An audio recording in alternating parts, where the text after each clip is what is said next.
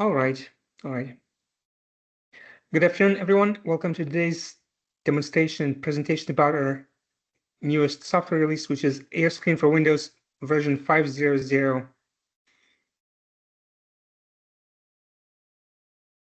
And today what we'll go over is the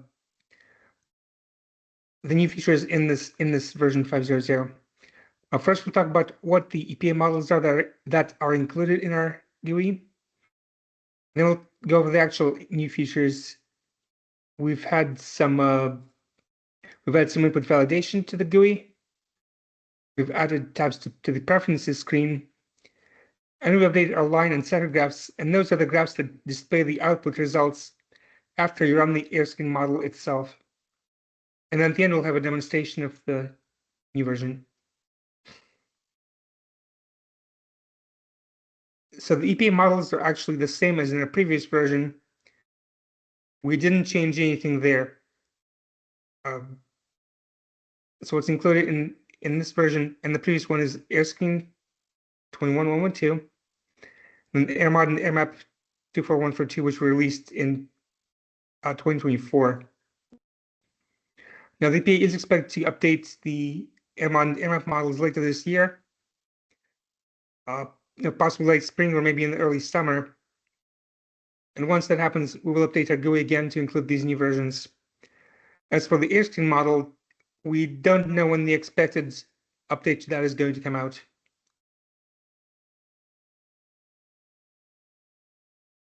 Okay, so now for the new parts in the GUI. In all of these source entry forms in the GUI, we've added input validation, where if you enter, let's say, some letters instead of a number, or if you enter some invalid values, the text box where you enter that invalid value will be immediately highlighted for you to indicate if there's something wrong with that input. Or actually, it's outlined in red. And then you'll be able to just stop right there and correct the invalid enter before continuing.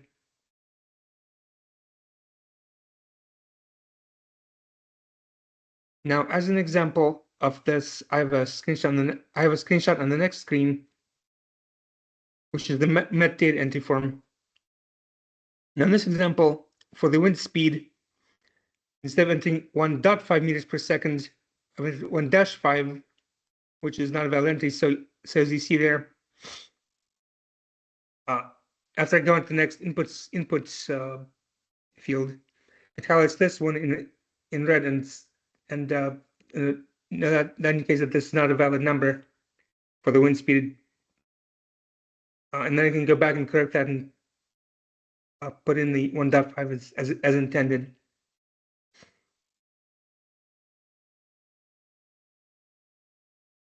Next, we update our preferences in the GUI. We now have two new tabs, Display and Other. For the Display tab, you can actually change the way that the GUI appears on the screen. You can select the font size and the theme to change its appearance. And the other tab allows you to select the number of recent project files. I'll show that in the demonstration at the end of this presentation. So by default, you display 5 recent project files, and it's the medium font size, and you can change that in the GUI. So here's a screenshot of that first option, or first new tab, Display, where it's medium font size by default if you don't make a selection, and you can select a different theme. And then on the other tab, you can select the number of files. And the files that we're talking about here is the model project files, or AMS files, as we call them.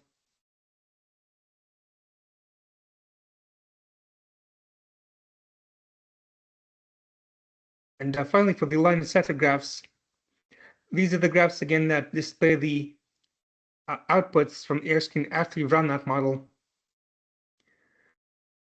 And on both graphs, we've added some check marks to tell what the currently selected options are. I'll show that in a minute. Red, light, and color. And then on the line graph only, you can now show or hide the lines displayed in that graph. And now I'll go ahead and switch over to the AerScreen software itself and demonstrate these changes for you.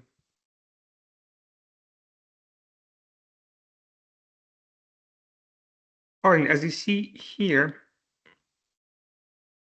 I have the AerScreen software open, and I have to file, load test case, and this is an example modeling project file that comes with the software, this test case. As you can also see on the file menu now, we now have this recent files entry. Also, simply click File, Recent Files. It'll show you several recent project files that you opened. And I can click on, I can click on a different one, and that will take me to that project file. But let's go back to the test case. So in this example, we have a source. It's a point source. Let's say, for example, when I'm entering the diameter, I accidentally enter a letter instead of a number. So let's say letter A. As soon as I tab over to the next field, it outlines that in red. And if I move my mouse over it, it says, please enter a valid number. So it'll also give you a hint of what should go into that input field.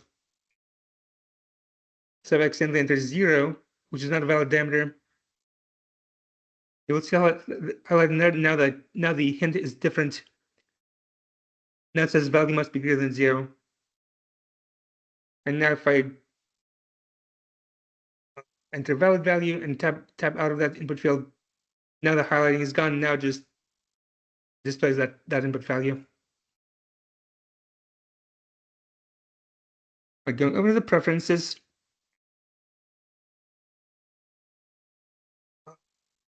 so here we can change. And again, on the other tab tells you how many recent project files don't display in that recent files menu. It's set to 5 by default, and I can change to, let's say, 7, for example. When I do the next time I open some other files, more files will appear on this recent files menu. If I change the font, let's say to large, and hit OK, or hit close rather, you'll see that everything within the GUI is now displayed in the larger font size, both the input screen. We go back to our data screen. This is displayed in the larger font size, as well as our output, which are these line scatter graphs. So let's actually go over to those.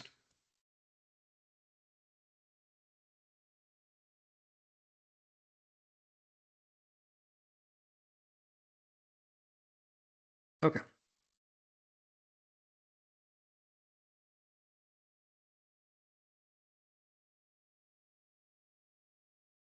All right, I'm actually going to open a different file here to display that, but okay. So let's say we have this second graph which displays the 1 hour concentration. Let's say if I want to make this a red color, I want to make it I want to make the line a little thicker, and I want to display, let's say, the 24-hour average. Whenever you make these changes on the menu here at the top, your current selection here has the check mark next to it. So the next time that you go over this menu, you'll see what's currently selected. And if I change the selection to something else, then the check mark will appear next to that new selection.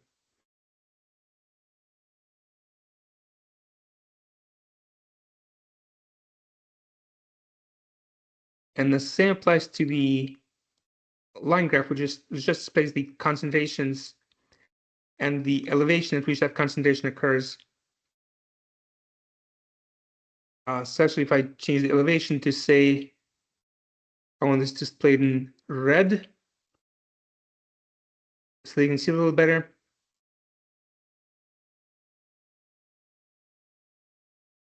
And let's say I actually want to display a little circle. No, let's see. Yes, let's say I want to display a little circle next to each actual value.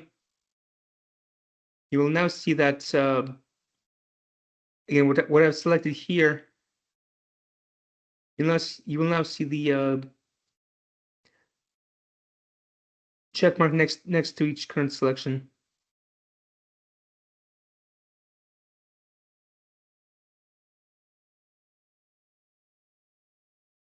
And on this graph, I can also hide the legend or display it.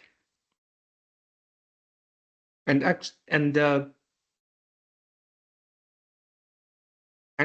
legend, I can actually click on either the concentration line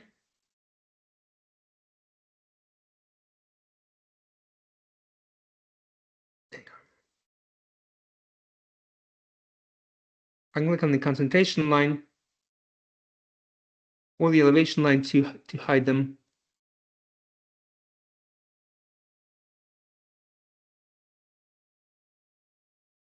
Okay, so by default, the GUI displays both lines, but let's say I only want to display the concentrations.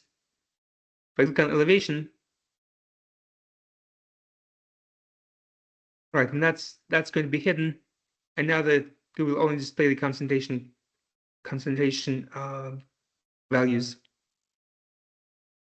And also, as you move your mouse along this line, down at the bottom of the graph, it's going to display the actual concentration value for you at that distance. Now, if I click on elevation again, that's going to display both lines again.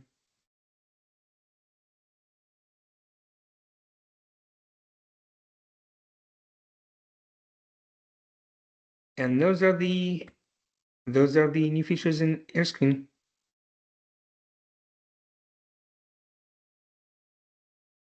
If you have any questions, you can ask those now, or you can contact me at the information displayed on your screen later. Thank you for attending our presentation.